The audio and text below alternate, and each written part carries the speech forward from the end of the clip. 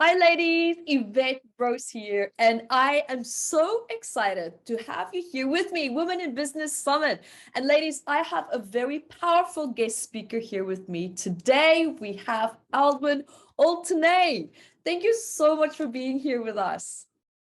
Oh, thank you, Evette. It's a great pleasure to be here and be part of the summit.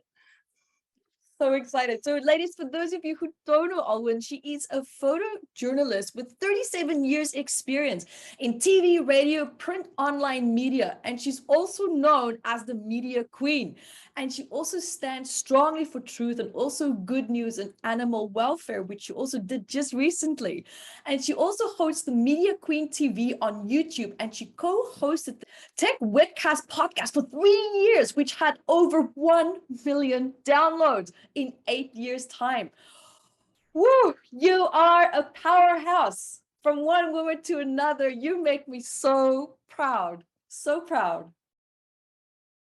Thank you, Evette. Thank you. It takes one to know one. I'm blown away by all the amazing work you do too. So, it's fantastic to align with you and collaborate like this. It's brilliant. This is amazing.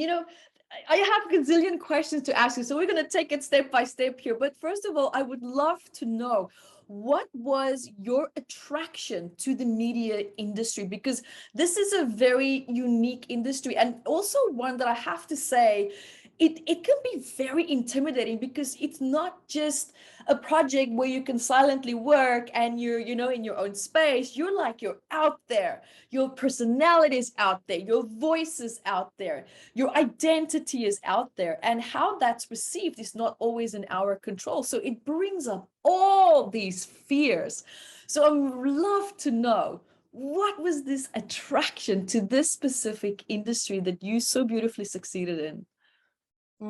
Thank you. Well, it's quite a long story, but basically it started, I was born in Sydney to Greek, Turkish and Ukrainian heritage, right? So it's quite a bizarre mix. First generation Australian. Growing up, of course, I was innocent and loving like most kids up until, the age of 6 in primary school, where I was actually bullied a lot by kids. And also I saw a sheep that I befriended in Turkey get killed in front of me as well at age 6. So my innocence died really at age 6. And I felt that I didn't want to be here for a long time as a kid. I felt people were really cruel. My dad used to watch the news every single night. He wouldn't just watch one channel of news, he would watch multiple channels of news. And of course, 99% of mainstream news is negative.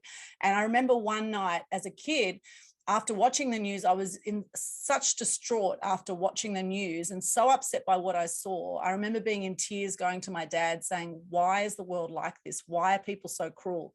And he hugged me and he said, "That's just how the world is."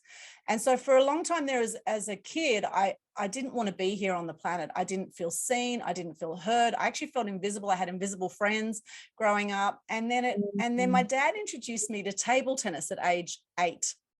And he always said to me, anger is danger. And so I internalized my anger for a long time, which actually led to depression later in life. However, one release that I found for my depression was table tennis. And I used to beat the hell out of the ball from the age of 8. And I used to play with my brother. And so I was known for my killer forehand smash in table tennis. And then at age 10, I was actually interviewed by the Manly Daily in Sydney. So I became very good, very fast at table tennis.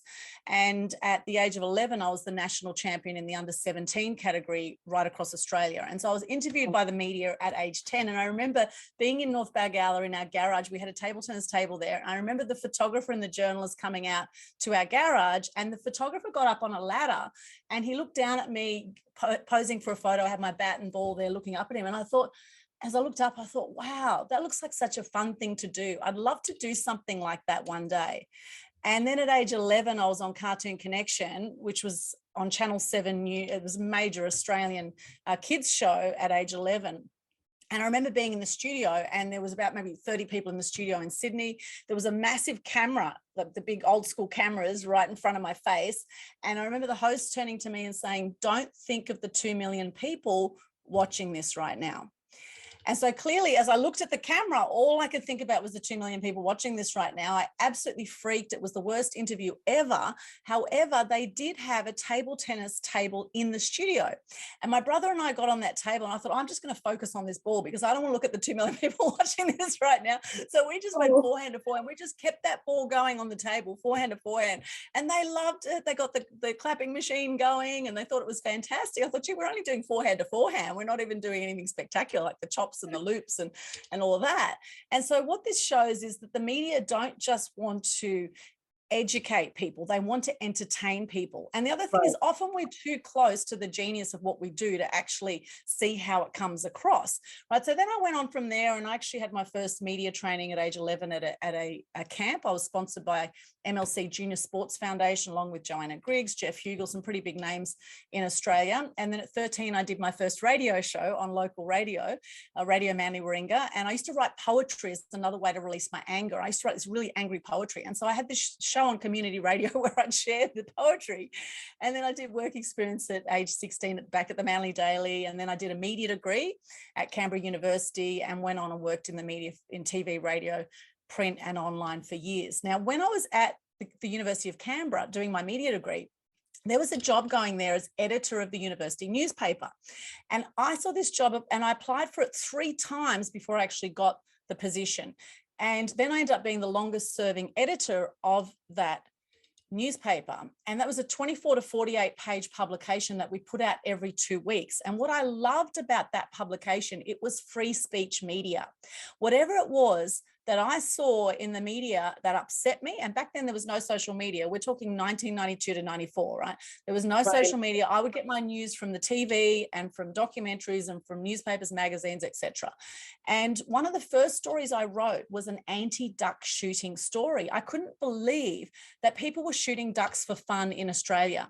And when I looked into the cruelty of it and how these ducks were not dying quickly, etc., I was so upset by it. I thought I'll write a story about it. And I thought if I can just impact one person with this story, it's worth putting this story out. And the headline we had on that article was "Go and Get Ducked," right? It was in your face press. And then I did a story about female circumcision, and we had 3 different photos of the different levels of female circumcision that happened. That also blew me away when I found out about that and how painful that is for the woman, and that is done as a way for, you know, men to have a smaller hole for their pleasure.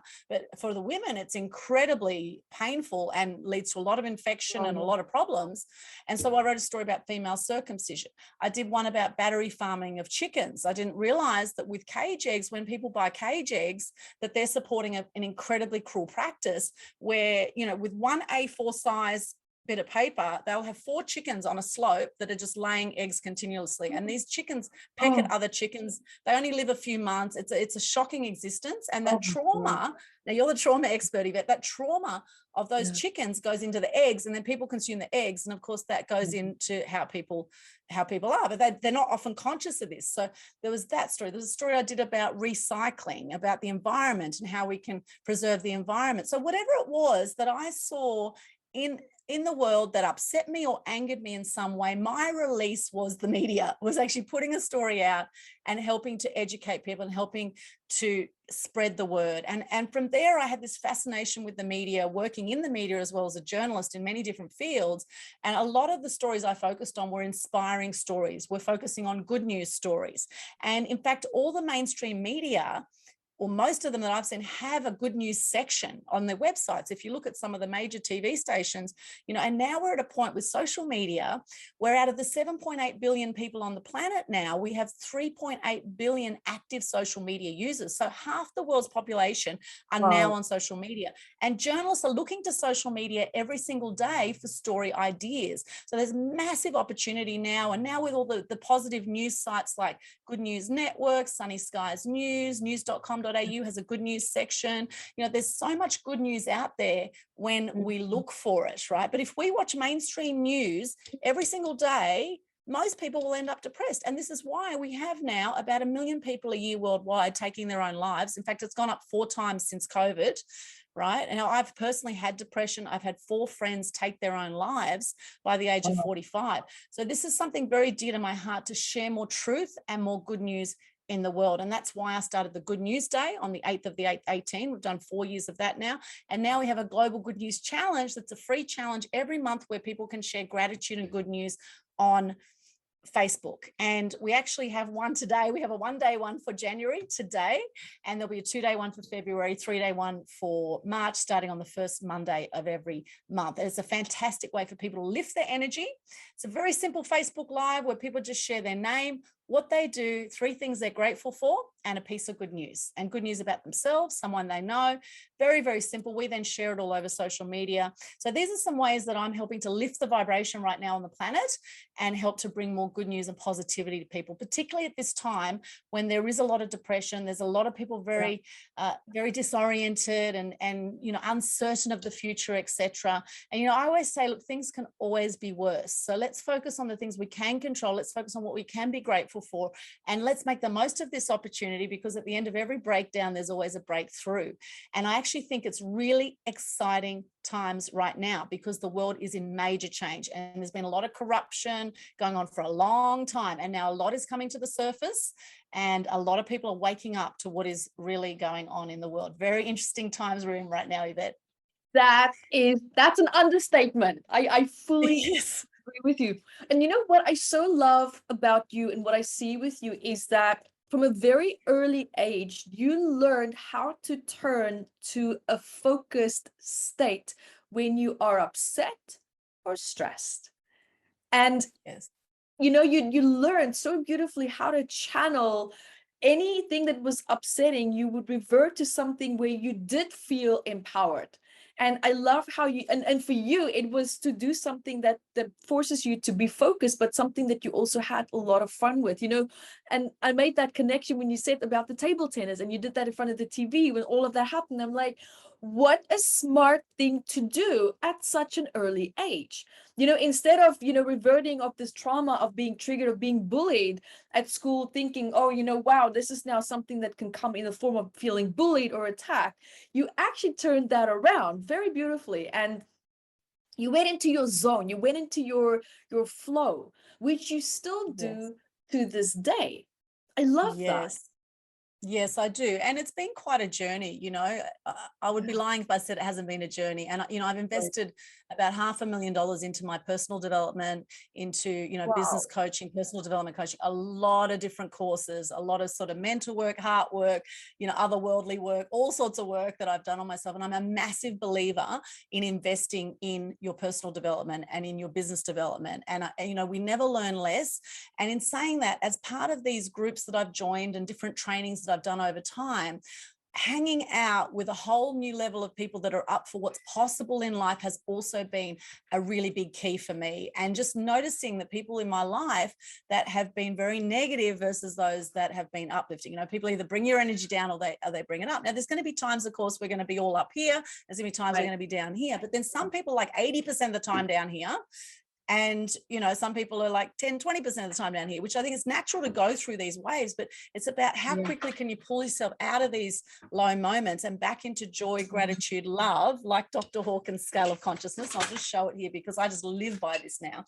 100 years ago, it was scientifically proven that we are 99.9% energy vibration frequency, right? Now, this actually shows the frequencies that we vibrate at when we are in different states. So right here, you can see when we're in love, we're actually in 528 megahertz when we're in love. Gratitude is at 540, so is joy. Peace is 600. The highest vibration you'll feel as a human being is enlightenment, and that's 700 megahertz and above. Now, when we are in fear, we're down at 100. We're right down here, and this all relates to your chakra points. See the different colors, energy with your chakra points, etc. So when we're in fear, we're at 100. The lowest vibration we'll feel is 20, which is shame. When we feel guilt, we're at 30. So now, right now, the world is vibrating mostly in fear. It's mostly vibrating here, 75 to 100. And so a big part of what I'm doing is helping to raise the consciousness up here to love and gratitude. And that's part of what the Global Good News Challenge is about. That's part of what good news generally worldwide does when we focus on the good news, the gratitude, and doing things that we love in life. What is it that brings us joy when time flies, when we're in the zone, we're in flow? What is that thing for you? You know, Bob Proctor, he's 86 years of age, a legendary Bob Proctor. He still works to this day because he absolutely loves it. And he's got a video up on YouTube. It says how to find your purpose. He says, do what you love every single day. Do as much as you can of what you love. And it's so simple. It is so simple. Yet people overcomplicate things because we are conditioned by the mainstream media to live in fear. We are conditioned to divide and rule. We are conditioned to live small lives. And so it takes something to actually come back to your true essence and actually to tap into that inner wisdom. And, you know, things like meditation have been great for me, yoga, you know, taking that time to really tap into that universal quantum field energy that is within us and all around us. And if you see the Thrive Movement documentaries, or anyone who hasn't seen those, I recommend. The second one's just come out, Thrive documentaries, the 2.5-hour documentaries, absolutely brilliant. I love them. You can get it for free online on YouTube, and look up thrivemovement.com. Really fantastic to help shift your consciousness and realize how powerful we actually are as human beings. We are not powerless like the powers that be want us to believe. We are incredibly powerful. We can do, have, be, achieve whatever we want in life. And the big trick is how you do life, because 1/3 of the people die by 65. This is the stats. 1/3 of all people die by 65. And that goes pretty damn fast, Evette, doesn't it? You know, the years just fly by, right? Yeah, that's scary to actually think of that. And I want to ask you now, you're talking about, you know, feeling like there's not a lot of time left in our lives and wanting to make the absolute best of this. I would love to know from you, being so well accomplished, especially so early already, where women were actually still quite suppressed. I mean, still are, but not as much back when you started. How did you navigate this path, especially in the media as a woman? Like, what was that journey like for you? Compared to the male dominant industry that you gosh, it was so challenging. It was so challenging. You know, I remember when I was at the Gold Coast Bulletin working there as one of the top journalists, and we would have editorial meetings every day at 10 a.m. and 2 p.m. And we would have the top journalists come together with the chief of staff and the editor. And out of the 10 or so people that were in that group, there was only one female, right? So this is the kind of thing where you're up against so many men. And of course, the type of news that's covered depends a lot on that, because, you know, men have their bias to the types of news that they prefer to see. You know, women, we're generally more loving. We want more peaceful, harmonious, community-based stories, whereas men are more the fighters and the warriors, and they're more big picture kind of people, right? So it actually does affect the news that we put out. But for me, it was always about be true to myself. And if it was something that inspired me that I saw in the community, I actually did a lot of inspiring stories in mainstream media, as well as covering, you know, some news stories and some more hard-hitting type of stories as well, which can lead actually with a lot of journalists to PTSD, post-traumatic stress disorder, because some of the hard-edged stories that, you know, you appear at accident scenes, or you see sort of a lot of traumas, like police officers and emergency workers. There's times that we were covering some pretty hard-hitting stories, and sometimes we would get to crime scenes and accident scenes before the police and the ambulance would, because we had police scanners as journalists back in the day. And so it can be an incredibly stressful field. But for me as a woman, I remain true to myself. And I guess as a table tennis player too, I was always playing against the men. Like in the under 13s, I was playing against the men. There weren't that many women that played back then. And so I would constantly be taking on the men. So I guess for me, it was like, you know, it was challenging, but for me, it was about being true to myself and being true to what I believed in, what I wanted to cover, and consistently putting that forward. And thankfully, just recently, I won a national award, the BX National Award in the print media and photography category. And the BX is a massive networking group that's in Australia and New Zealand, about to launch into US. And out of the 8 finalists, I was the only female in this category. So this was such a major win for women in general in the media. And we see there's some amazing women in the media, people like Oprah and Ellen, and, you know, there's some phenomenal women that are at the forefront. However, mostly you will see that mostly it's men at the front of the media organizations. And things are shifting now. I think with the mass media world, we've got things like Mamma Mia is a very female focused outlet. There's a lot more women's media and a lot more women's collaboration coming together. And I do believe the divine feminine is rising at this time. And I think the fact that I won that award after, I've been in business since 2002 now, so 19 years in business. And, to win this national award was massive, not just for me, but for women in media and for women in business, because it can certainly be very challenging as a woman in business, juggling family life and other commitments. And, women somehow, it blows me away how much women do achieve. But you see, as women, we are designed to focus on 5 or 6 things at the one time, because we're designed to have 5 or 6 children, right? So we are able to multitask quite easily, whereas guys, they need to focus on the kill, on the hunting, right? They just focus on one thing at a time. But women, amazingly, we can achieve a lot and multitasking and get heaps done. And it's amazing to see now so many powerful women in business. It really is phenomenal. And the collaborations that are happening. I'm in about 14 compilation books at the moment, and one of them is called Radiant, that just came out. It's international bestseller now in 10 categories. It's got John Assaraf doing the foreword from The Secret movie, and 22 women have collaborated for that book, Radiant, right? And that's just one example of women collaborating, supporting each other in business. And of course, we love the men in our lives. Of course, it's not about bagging men. We love men, and men are a very important part as well, but it's about bringing the balance back into certain areas and into certain fields, particularly like the media, where it has been very unbalanced for a long time. I love that. And I want to know, I'm just dying to know, and I do hope that you share some secrets with us as well. How did you boost your profile, your credibility, your cash flow? Like, what advice can you give for us as other women out there who also, we're working hard, they want to create our position and establish ourselves in our field, regardless of what that field is? What is it? What can you share with us to start, focus a bit more on that and to not feel so challenged by it? Because, when I also started, it was like, oh my God, I'm thinking, who am I to think that I can raise my profile? Who am I to think that I can earn more money than a guy or a man? That was such programming, especially from my dad, coming from South Africa, growing up in the early 80s, and just the mentality that was already just so infused and projected onto women as well. So you love to hear, what did you do? Oh, gee, great. It's a great question.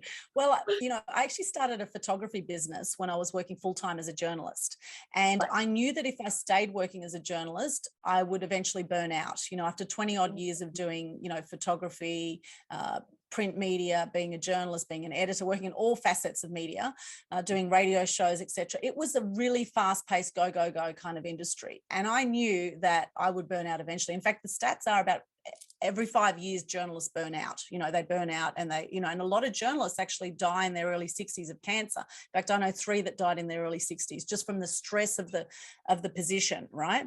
So for me, it was about having a backup plan, but I wasn't confident enough because I had a mortgage back then. I wasn't confident enough to step straight out into my own business full-time from working as a journalist. So I started part-time photography while I was working full-time as a journalist.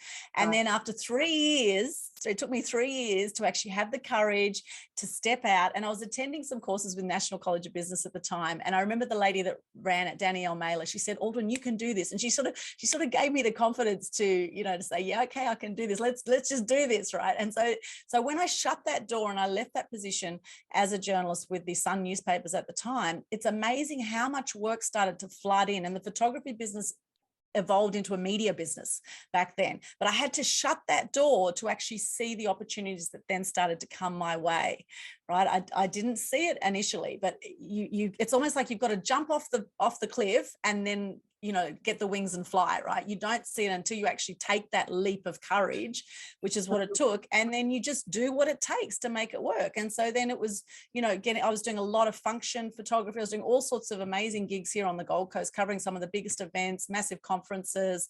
And then the media, people wanted media training, and they wanted all sorts of other things. So I just kept saying yes. And I just kept, we're doing graphic design, all sorts of things. And I just kept saying yes and just found a way to make it happen. So I think firstly, it's having faith in yourself and taking that leap of courage. I think that, you know, that's a big thing for people, because a lot of people, you know, they want the security of a job, but the fact is there's no job security nowadays, particularly nowadays, right? There is no job security. And so the movers and shakers of the world, the people that, you know, the crazy ones, as they say, they're the ones that are actually shifting what's going on the planet. And for me, I always love photography. So having a photography business actually came about. I actually was working with a company in Brisbane, which is about an hour drive from where I am. And I was doing some massive functions late at night, and I had a few small car accidents. And I thought to myself, why don't I just do this for myself? So that was partly why I started the photography business, right? I was actually out of some upset with that. And then when I first moved to the Gold Coast, I actually just wanted to go live in America. I wanted to go live in America, live the dream, work in the media in America. And then 2 years into living on the Gold Coast, I actually went to rent an apartment in Main Beach. And I gave this guy, it was a waterfront, beachfront apartment. I gave this guy bond money, rent money. It was about $1,000 at the time. Now, it turns out the guy was actually renting, and he was 3 weeks behind in his rent. So he did a runner with my money. He ran off with $1,000. I was so upset and devastated. I remember crying for a week.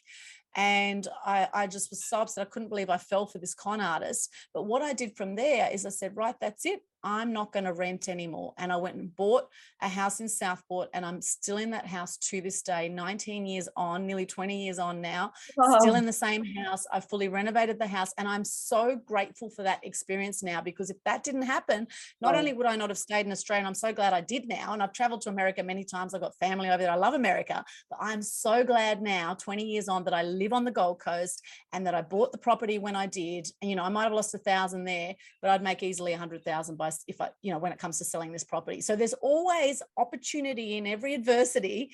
And so having that courage was a huge thing, believing in myself. And I say to my clients, because a lot of them do come to me and they have fear about getting out in the media. And I say, look, if you know 10% more than someone else, you can teach it, right? You don't have to know everything about your topic. In fact, no one knows everything about their topic, right? So that was a huge thing. I did the Landmark course. I did the Landmark Forum as well, which was a fantastic course. And I realized that when people are nasty to me, it's actually not about me, because the other thing is I was a real people pleaser. And I'm sure a lot of women can relate to this, right? I was a real people pleaser, and I hated confrontation, right? And then I started to realize the more personal development work I did, I realized that hurt people, and it's not about me. If someone's being nasty, it's about them. So what do we do with those people? We send them love. And I have my little love heart here. We send those people love, because there are a lot of hurting people. Don't take that crap on board, right? So very important what we choose to take on in our energy field and what we don't. And so that was a massive thing too, to build my confidence. And then I did a self-expression and leadership program. And that's where you go out in the community and you do something you're passionate about. And that's where in 2007, after another turning point, where I saw a documentary called Earthlings, very powerful documentary about how we have treated animals over time, how we've used them for food, clothing, scientific research. Really hard to watch documentary. I was literally holding my throat and crying at the end of it. So hard to watch. But at the end of it, I thought, right, I have to do something to help animals. I don't know what it is, but I have to do something. So I went into this course, which out of this course, things like Clean Up Australia Day, Red Nose Day, Are You OK Day, people created that out of this same program. And I thought, I just want to do a fun day for animals. And I thought, if I can just encourage everyone to just do something for animals, then we'll make a bigger difference in the world. And so I thought, okay, what do I call it? And being a journalist, I was tossing up different ideas. And I thought, oh, Animal Action Day. And I Googled online, no other Animal Action Day anywhere in the world. And we've just had our 15th annual Animal Action Day now, raising awareness, appreciation, and respect for animals. We had a 7-hour live stream on December 30, which is streamed to the Animal Action events Facebook page, also to Media Queen TV on YouTube, 15 performers and speakers. Every year we've had a different charity, and this year our charity has been SEQ Canine Rescue, which helps save dogs from death row. So what happens in Australia, if dogs are collected at council pounds, within 7 days, if they're not collected, they are killed by the council. And so this amazing charity collects all these dogs, rehomes them, does some phenomenal work. So we have thousands of dollars of prizes with the Animal Action event. And in fact, we have this firefighters calendar that was kindly donated by Dave Rogers and organised by Lynn Santa. And for the first 60 people that donate on the chuffed.org website to the Animal Action Day for Dogs, they will actually get one of these calendars. They're worth $22 each, and they're absolutely beautiful. And these are what the inside looks like. Some beautiful dogs there too, I must say, Yvette. Some beautiful dogs featured in this calendar. And so that's something also that I did. So I think also, you know, believing in yourself, having the courage to take action, getting the right skills and getting good mentors on board has also been really crucial for me.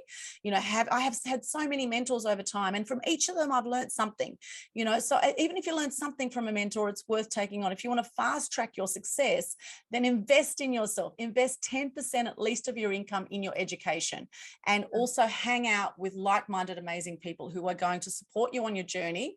And I know women are great for this. Women are great at supporting each other. So hang out, get a good group of people around you and support each other. And if you know, have accountability partners, you know, get some good coaches on board who are at a level where you'd like to be at, and really, you know, sink in and do the best you can to have an amazing life, because just so much is possible.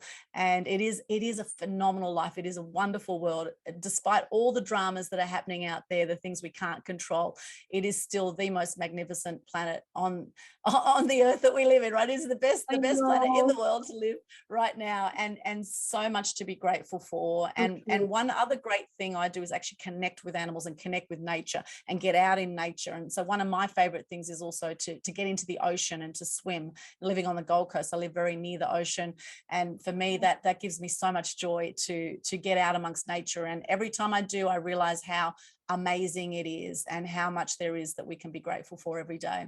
Right.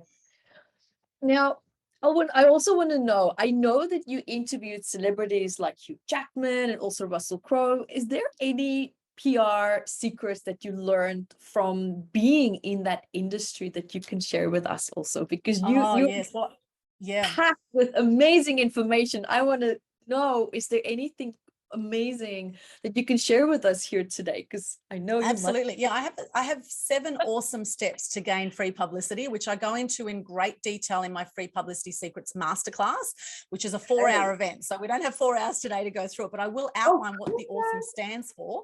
Now it's in the shape of a wand. Now I have my magic wand here, and this is to wave over you to have you get that anything is possible for you. So in the shape of the wand, the awesome steps. Now, the awesome stands for, the A of the awesome stands for articulating your story. Now, your X factor is your story. No one else has your story out there.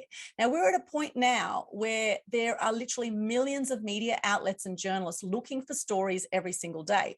So the very first step, if you want to get some free publicity and stop wasting money on advertising, and the thing is, when you get free publicity, it's worth 3 to 8 times more in value than what you're paying for ads. Okay. And this includes digital ads. Now, a lot of people are not getting much traction with their digital ads. So when you get free publicity, you get a journalist to report about you, or you go on a podcast or do something like we're doing now, you know, and collaborate with people, then it's incredibly powerful. And we're at a time now too, in 2018, there was only 500,000 podcasts in the world. Now there are over 2.2 million podcasts worldwide now.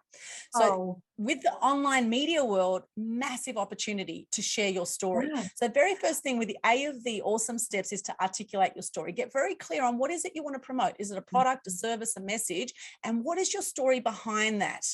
Okay, so that's the very first step. The A is articulate your story. The W of the awesome steps is to work your angles. The media work with angles all the time, right? So how does your story tie in with maybe with an angle? So for example, when I do the animal action events, often they're done during World Animal Week, which is the 4th to the 10th of October. Often, this year we did it differently, but often we do it around that time, right? With, you know, think with things around depression or whatever, you can do something around Are You Okay Day. You know, we have things like Mother's Day, Father's Day. We've got back to school coming up, Australia Day, International Women's Day coming up, right? There's so many different things that you can create an angle around. We've just had Christmas, a lot of Christmas stories, right? New Year's resolution stories. So that's just one of 9 angles that I mentioned in the masterclass, where you can tag on an event. You can piggyback off something that's already in the media. Mental Health Week, Small Business Week. There's just so many opportunities to create something around that, and look at how do you help the wider population with what you do. How do you help the wider population with what you do? If you pitch an angle that is too commercial and you're just trying to sell something, they're going to say, go take out an ad and pay thousands of dollars. So the trick is, you want to get into the journalist's ear. You want to have them see your story and have them want to report it. And then the next thing, so that's the W, is work your angles. The E of the awesome steps is about elevate your profile. Now with this, it's about packaging up what you do in a way that journalists are going to love it. Now, if you make a journalist's job easy for them, they will love you for it. So for example, when I started at the Gold Coast Sun in 2000, I was doing 5 stories a week at the time. By the time I left in 2005, I was doing 30 stories a week. So Oh this my is the kind goodness. of pressure. It was like 10,000 words a week. It was like a word factory. We were just pumping out the stories. And Ooh. so as a journalist who had to come up with constant new stories all the time, if I had someone who I knew was a great expert in the field or had some great story ideas, often I would reach out to them to say, hey, have you got any stories for us this week? And if they packaged it up in a way that I liked as a journalist, as in with a press release, with some good visuals, right? They're the two main things in Elevate Your Profile. And also look at how you're coming across online. Are you Googleicious, right? Because journalists are going to Google you. They're going to, and what are they going to find? Are they going to find consistent messaging right across the board with your social media? Are they going to find you on camera? Are they going to see you doing some video interviews or presenting your topic on camera? Because they want to see if you're good talent, particularly TV crews, right? They're going to want to see if you make good talent as an interview guest. So that's the E, is to elevate your profile and how you then package up what you present to the media. The S of the awesome steps stands for startle the media. Now, Sir Richard Branson was fantastic at this. So he is known as the PR stunt king, the founder of Virgin. Now, he dressed in a wedding dress to launch the Virgin Brides venture. Oh. He launched in a spaceship. He launched in a spacesuit to launch Virgin Galactic. He dressed as a Zulu warrior when he launched flights to South Africa. You like that one, Evette? A Zulu warrior. So what are you prepared to do to really stand out and to entertain the media, not just give them the story? You want to make it creative, visual, fun. The media want fun stories, okay? Even though we see a lot of negative mainstream news, we know there's hidden agendas going on right now with all of that. However, there's still so much positive news that we can pitch, and so many positive news outlets and truth news outlets and some amazing places you can get your story, okay? So that is the S, is startle the media. The O is own your power. Own your power. Now, it is so important to get that you are extraordinary, okay? Now, you've beaten about 1 in a billion swimmers to get to the finish line just by being born, okay? So you are 1 in a billion, I say to people, depending how excited your parents were at the time, okay? It's between 400 million and 1.2 billion swimmers, but you basically got to the finish line first, and you are here right now. And there's a reason you're here right now. And allowing that, receiving that, getting that you are extraordinary, owning your power, doing whatever it takes to let go of resentment, guilt, shame, all those lower vibration things, deal with the traumas, which is what you help people with, right, Evette? Deal with it, learn to let go of that stuff. And at the same time, don't make yourself wrong about any of that, because that's just part of the human condition. It's part, we're going to have that stuff go on. So it's a matter of recognizing when you're being stopped by your fear, which could be trauma, could be some other, I'm not good enough story going on there from something from your past. Learn to deal with it. Yeah. Do the inner work so that you can then, once you own your power, you can go to the M of the awesome steps, which is master interviews. And there's certain things to do before, during, and after interviews that I go into detail in my masterclass. The main thing is, think of 3 main points you want to get across with your media interviews. Keep your messaging very simple.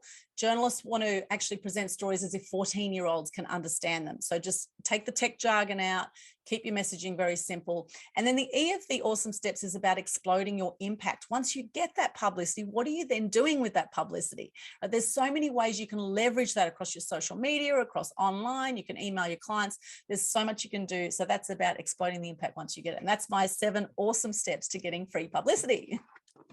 Oh, that was just like, that was a massive masterclass, like right there. That was so valuable. And every step that you shared, I could hear that you've done it. You've done the work. You've been there yourself. This is you. Like, this is all your experiences that you've just compiled, and you just giving it on a silver platter to us to just also empower other women to really step into their greatness. Thank you so much for that. Wow, that's incredible. My pleasure. And I just want to go, you mentioned I have interviewed some amazing celebrities. So Hugh Jackman I interviewed when he did Paperback Hero, and he was beautiful man. I interviewed him face to face with Claudia Carvin, who was the other star in Paperback Hero back in the early 2000s. And then I interviewed Russell Crowe when his band 50 Odd Foot of Grunt came to the Gold Coast. I interviewed him for that. I've interviewed Cyndi Lauper, Debbie Harry from Blondie, some amazing people I've had the great fortune to interview. And there's a few things that all these people have in common. Now, firstly, they once upon a time were the world's best kept secret. Like you might be feeling right now, maybe some people watching this, you might feel like you're the world's best kept secret, right? The other thing, they all made a start. And that's 50% of anything you do is just starting. The other thing is they are all really passionate about what they do. Are you really passionate about what you do? And if you're not, then perhaps look at letting go of some things, because if you're not passionate about what you're doing, if you're just doing it for the money, you're not going to stick with it and you're not going to enjoy what you're doing. Mm-hmm. So huge thing that is passionate about what you do. Now, I was doing a physical workshop once and someone said they all take cocaine. Look, I don't know if they all take cocaine. I can't talk about their drug habits. However, what I can say is that the other thing they all have in common, which is really important if you want to step up with your profile and be seen and heard out there and be known, is you need to toughen yourself to criticism. You are going to have people that love you and you're going to have people that hate you when you step up into the media. And now let's look at Donald Trump as a great example, right? Donald Trump, there's people that love him and people that hate him. Whatever you think of Donald Trump, right? There's people that love him, and you think of every celebrity out there, there's people that love them and people that hate them. So this is where coming back to owning your power and being true to yourself, and what is your purpose on the planet? What are you here to do? And how much of a difference do you want to make? You know, not everyone wants to be out there and build their fame, fortune, freedom, and leave a legacy. Not everyone wants to do that. Some people are happy just cruising through life, right? And that's something for, you know, for you to decide watching this, you know, where you want your journey to go. And, you know, recently I worked with a 66-year-old guy, got a whole lot of media coverage for a tour he was doing called Bounce Back to Freedom, helping people bounce back from COVID. And he'd retired 11 years previously. He was a property investor. His name was Hans Jacoby. He didn't need to be doing any media. And I said, Hans, look, why are you doing this? He said, well, I want to inspire people. But he said, I want to inspire my granddaughter, because he said, the thing is that your kids and your grandkids, he said, they're going to notice more what you do than what you say. So that was just such a beautiful thing from a 66-year-old man. And I actually have a lot of clients over 50, 60 years of age who at that point are like, okay, now it's time for me to do something bigger with my life and leave a legacy. Ooh, you're such a powerhouse. And, you know, one thing I want to add you while we're on this topic also of, you know, like really getting out there and having to deal with criticism. When I look at you, I see yourself as someone that so beautifully have established yourself as an expert in your industry. Like you nailed it down to the T. Is there any tips or advice that you can give us as women also, you know, who really want, who maybe already are in business, but they don't quite, you know, how to pinpoint how to establish themselves as the expert in the industry? Maybe they think that they are, but it's not quite, you know, hitting the nail on the head. Yeah, absolutely. Well, that's a great point. I mean, what I mentioned there, my awesome steps, that's one of my IP or intellectual property models. Now, I actually did a whole weekend workshop where I worked on my models. Now, people in business and people in life in general have a lot of experience. And a big thing is about organizing that knowledge. Right. And so I actually spent a whole weekend working on my intellectual property models, which you don't have to necessarily do, but I put a lot of time into that. Right. And I use those models all over the place. So the awesome steps is just one of my models. My workshop, I cover some of my other ones, but I think actually organizing your knowledge into an intellectual property or an IP model really helps to clarify the information and to create your own system, create your own intellectual property model that you can easily explain to people, well, this is how you do this. Now, I know the awesome steps back to front now because I've covered it so many times. But initially I had to kind of think, okay, what's the first thing I do with my clients in business? And then, you know, and we start out with Post-it notes. What's the first thing I do? Okay, what's the next thing I do with my clients? And what's the next thing? And then I looked at how I could turn that into an acronym, which was the awesome steps, right? Before that, I actually had 5 power steps that I also covered before I did the 7 awesome steps. So I've had different versions of my IP models. And I think that's another thing is don't worry about getting things perfect, right? Just create something. But I think if you can package it up in a way that's organized knowledge, and this is where a lot of people are doing online courses now, like I have my Mass Media Mastery program also where we guarantee media coverage. I don't know anyone else who does that. So I think also having at your heart in business and, you know, really wanting to help people, not just, you know, grabbing the money and running. There's a lot of online scammers now and people are wondering who can they trust in business. So I think you have to be in there with the right intentions. You have to be there wanting to help your clients and you have to be willing to have some crazy guarantee. Like my guarantee is if you don't get free publicity following my Mass Media Mastery steps, I will work with you for free until you do. Like that's my guarantee, right? Wow. So, you know, you have to believe in what you do enough to give some crazy guarantee that, you know, makes some people a bit nervous or whatever, but, you know, really wanting to help people and being in there for the right reason, I think is really, really important to help build yourself as an expert. And then what happens is word gets around. People start to talk about you. When you give exceptional service and we really look after people, people start to talk. You know, and a lot of people who come to me, a lot of my clients they've said, geez, I wish I came to you years ago. You would have saved me so much money, you know, and just being like going the extra mile for clients, you know, connecting them with people that could support them and looking for ways that you can, you know, get them speaking gigs or podcast gigs or, you know, whatever it is, always looking at how can I best serve. They say there's no greater purpose than being of service. And so a huge thing back again is the biggest thing that stops people is fear. So you need to get that you have an amazing story to share, and then look at, you know, and business or product or whatever it is. If you're helping people, then you've got something you can share and you can monetize. So it's just a matter of being open to receiving, packaging that up in a way that's going to be presentable. And you know, getting a business coach potentially would be a good idea here, or seeking certain experts in certain areas. If you want to build an online course or do webinars or package up your information, look for some experts that can help you with that. And then take the action, do what it takes. And even if it's some small action every week, take consistent forward action and be patient with yourself on the journey. Enjoy the journey. And as a high achieving woman, and as you know, I know that a big trap for me has been, no matter how much I achieve, sometimes it feels like it's not enough, right? So I've had to learn the hard way on that one and actually go, Aldwyn, acknowledge yourself now. You've actually done some phenomenal stuff. Now it's time to go to the beach and take some time out, right? Go and meditate, do some yoga. So now actually I make those times in my calendar for self-care, because I know that the more that I do self-care, the more that I meditate daily and I do those practices, the yoga and take time for the beach, etc. The more I do that, the more I can show up for my clients as well. So the self-care is really, really important, and that will help build your confidence in yourself. And just start with one client. You know, you could just start out with one coaching session for free, or find a beta group, find some people say, I just want to test out for free, you know, how I do what I do, and then make a note of what you do, and then get some testimonials from there, and then build a program around it. So there's lots of ways you can actually package up and monetize what you do. And the first step is actually realizing that you actually do help people all the time. You just may not realize it because you're too close to what you do. So that's where if you want some support, seek some mentors and seek some good mentors, and notice the testimonials and reviews and do your research, because there are some shonky operators out there, and you want to make sure that you fully align with whoever you work with. That last point there is fundamentally important. Sometimes we feel the misalignment, but we're so desperate to create something out of this because we have such an attachment to the outcome that we fail to recognize these tiny little messages that could save you a lot of money and disappointment and energy as well. That's so important. Yes, absolutely. So, and tapping into intuition, you know, listening to yourself, tuning into that gut instinct. Now I can tell you that there's many times I have not listened to my gut instinct, and the lessons have come like that. Like I say that you either get hit with a heather, you get hit with a feather. So either you'll get hit with a feather, you'll get hit with a brick, or you'll get hit with a Mack truck with your lessons in life, right? And we keep attracting the same kinds of lessons, same kinds of partners, same kinds of situations until we get it, right?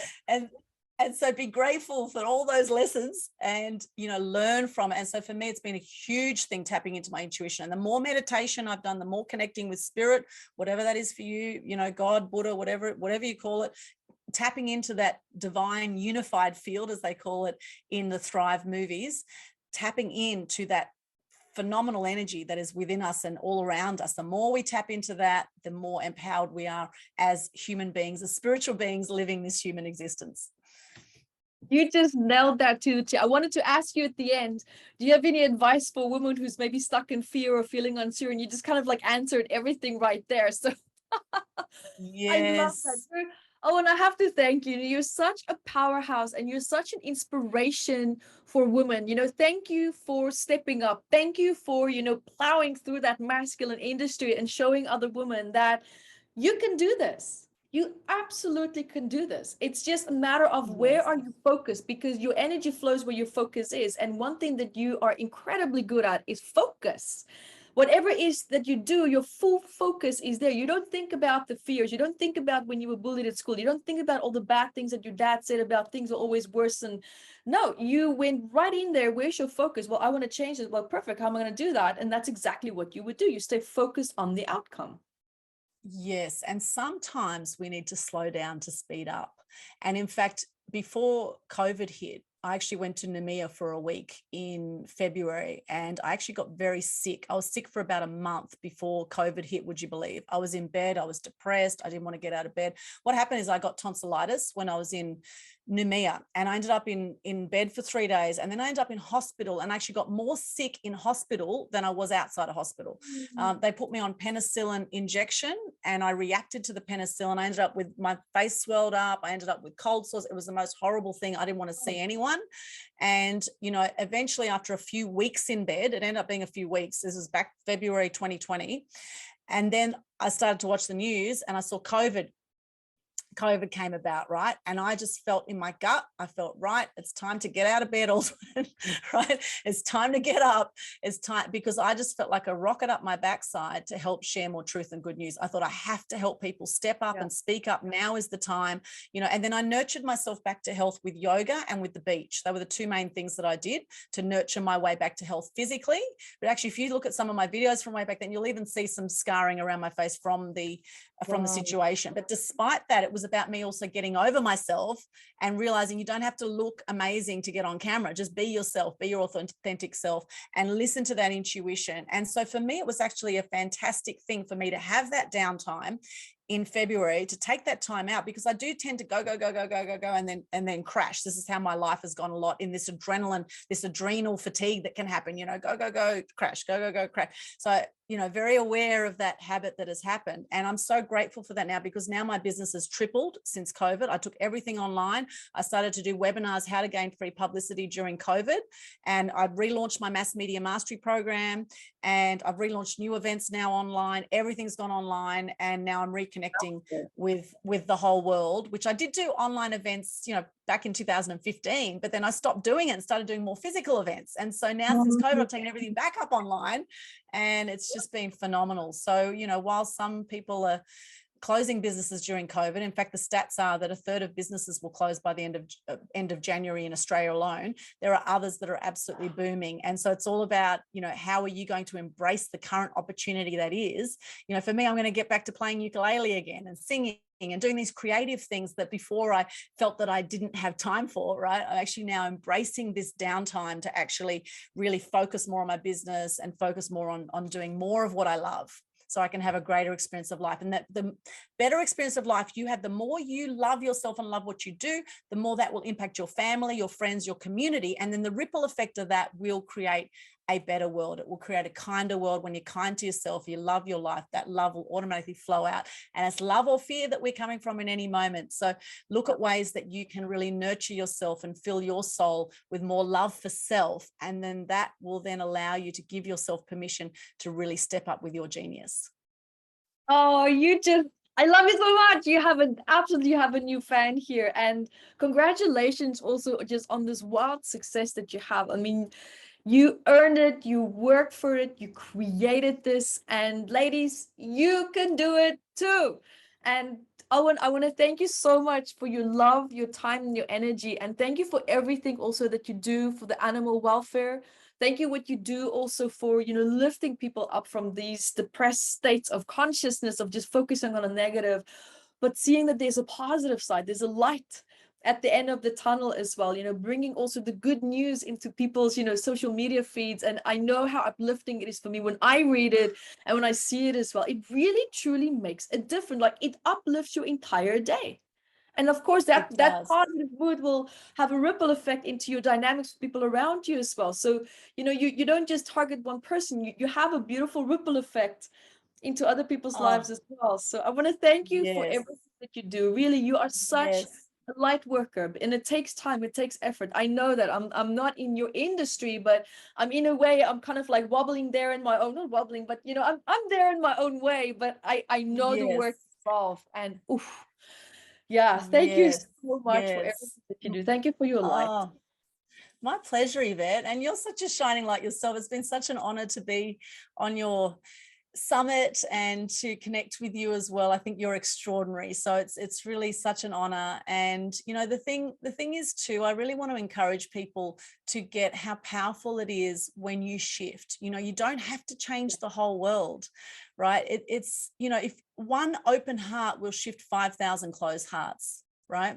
So it's about critical mass. It's like the 100 monkey story, right? You just stay on your path. You just keep doing what you love and being true to yourself, and love what you do. I say, and the money will come. Love what you do. So coming back to that self-love, self-appreciation, you know, getting, you are here for a reason. There's a reason you are here watching this right now. There's a reason you're on the planet right now at very exciting times of change right now, right? Massive shifts happening on the planet. It's all about how you're going to look at it. How you're going to, I know we've heard that word pivot a lot during COVID. How are you going to now shift the way you do life and ebb and flow with what's going on with the things that you can't control, and look at doing more of what you can control and being true to yourself, and really, really loving the journey, the roller coaster ride of life, right? Where we're up here, we're down here, sometimes we're round circles, sometimes we feel we're going backwards. Just enjoy the whole lot, because it's all teaching us things. We're learning in every moment. If you don't learn, then you'll get the Mack trucker that'll hit you, and it could knock you off. So make sure you stay on there, make sure you stay strapped in this ride of life, and really enjoy it, make the most of it. And as Gandhi says, be the change you wish to see in the world. And as I say, shine bright and light up all those around you. Fantastic. Owen, thank you so much for those powerful words there. And for ladies, you can do it. You have a beautiful example here in front of you. And Aldwyn, one more time, thank you so much for everything that you shared with us today. Thank you so much. Thank you. Thank you, Evette. It's an absolute pleasure and honor. And please stay connected. Connect on social media. Please reach out and let us know what you thought of this interview as well. I'd love to hear your thoughts, or if you have any questions, please reach out. Thank you, Evette. We want to hear from you.